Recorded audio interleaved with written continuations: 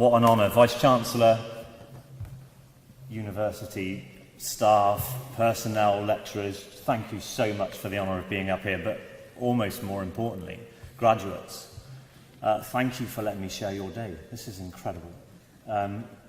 Congratulations on all you've achieved. Congratulations on all the hard work that you've put in to see yourselves in those seats today, to be receiving reward for all the hard work that you've done. And I know how hard that work is, and also for all your families and friends for turning up and supporting you. What an amazing turnout. So thank you all. It's an absolute honour to be here, sharing this day with you, the University for the Common Good.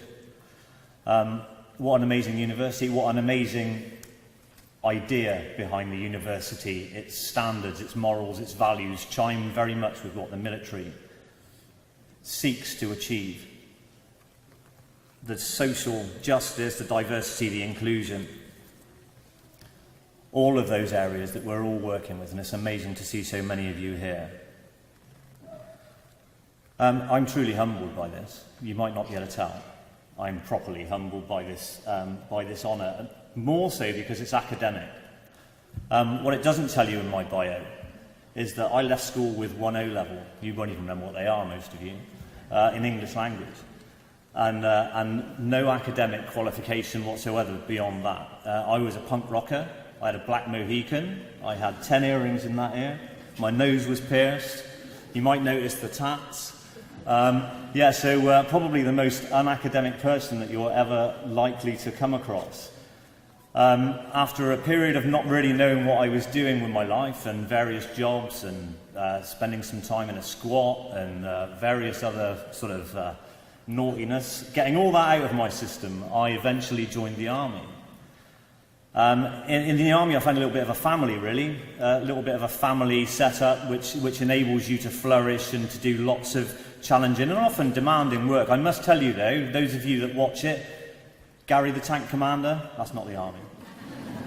Okay, it's a great show. It did make me laugh, but it genuinely isn't the army. It's a very wide and varied organisation, and the fact that it's embracing the things like mindfulness is incredible. And I'd also like to thank the university for being interested in the work that I do, because this enables a bit more of a platform for mindfulness to go wider. So, yeah, I became interested in mindfulness, as Jim said, regarding coming back from an operational tour and realising that there was no real therapeutic relationship between counsellors and soldiers, and realising a gap needed to be filled. So decided to do a degree in psychology with the Open University, and then stumbled upon this amazing tool, mindfulness. And then bringing this mindfulness into defence. For me, once I found mindfulness, once I stumbled across a book by Eckhart Tolle called The Power of Now. I don't know if anyone's read it, but once I stumbled upon that book, it became very clear to me what my direction and purpose was. And since then, I've been teaching mindfulness. It's not my day job, by the way. I'm second in command of a regiment. That's my day job.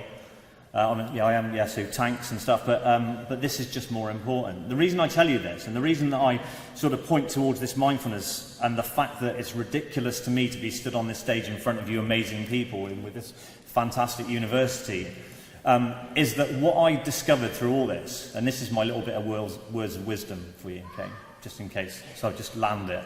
My little words of wisdom for you.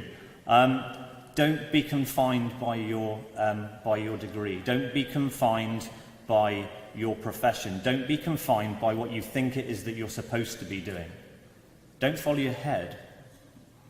Follow your heart. And I really mean that, because when you follow your heart and you listen to what's really going on inside here and what you really want to be doing, then you will be truly astonished at how doors open. You'll be truly astonished at the locations that you end up, and the things that you can do, and the things that you can do for mankind, following on from that common good. So don't think that, so what I'm saying is, don't be bound.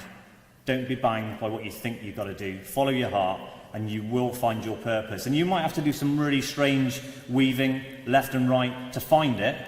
Don't worry about that, it's all part of the journey. Living proof, right? It's all part of the journey. it gets you there in the end, and then you find your purpose, and then you're absolutely resolute in what it is. So I guess that's it. Awesome. Thank you so much for listening to me.